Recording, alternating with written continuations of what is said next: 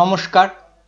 জিএসটিআর 1A একটি new return হিসাবে GST পোর্টালে সংযুক্ত হতে চলেছে।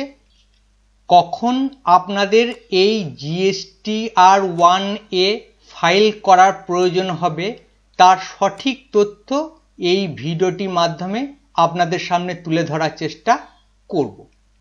আপনারা জানেন যে জিএসটিআর 1 একটি নির্দিষ্ট ডিউ ডেট অর্থাৎ মান্থলি ফাইলিংয়ের ক্ষেত্রে 11 তারিখ এবং কোয়ার্টারলি ফাইলিংয়ের ক্ষেত্রে 13 তারিখ ফাইল করার পর আপনারা জিএসটিআর 1-এ কোনো রকম ভুল ত্রুটি হলে তার সংশোধন করার সুযোগ অর্থাৎ জিএসটিআর 1 রিভাইজ করার সুযোগ আপনারা পান না।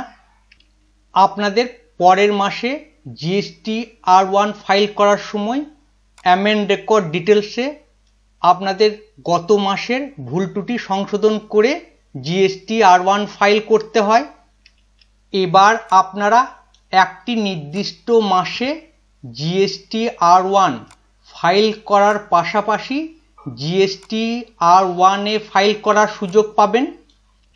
জিএসটিআর 1 ফাইল করার সময় কোনো টেবিলে যদি আপনাদের কোনো রকম ভুল ত্রুটি হয়ে থাকে সেক্ষেত্রে আপনারা জিএসটিআর 1 নির্দিষ্ট ডিউ ডেটে ফাইল করার পরও সেই মাসের ভুল ত্রুটি আপনারা জিএসটিআর 1-এ ফাইল করার মাধ্যমে সংশোধন করে নিতে পারবেন।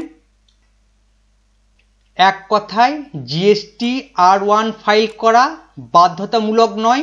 জিএসটিআর 1-এ কোনো রকম লেট ফিও নেই।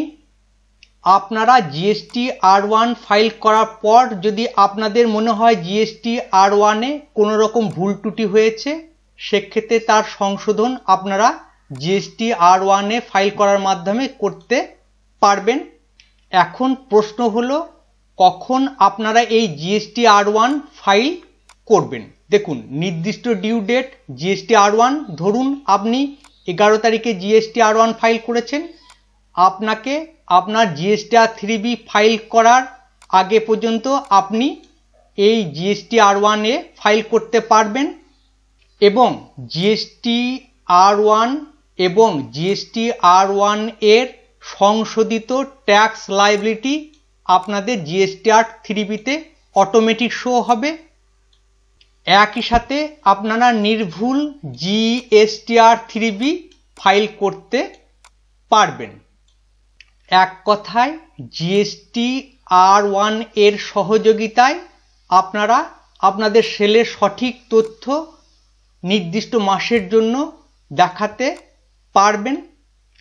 আপনাদের পরের মাসে জিএসটিআর 1-এ অ্যামেন্ড রেকর্ড ডিটেলসে কোনো তথ্য দেখাবার কোনো প্রয়োজন নেই।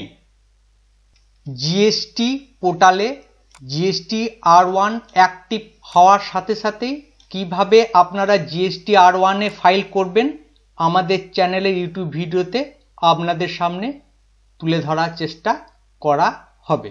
ধন্যবাদ।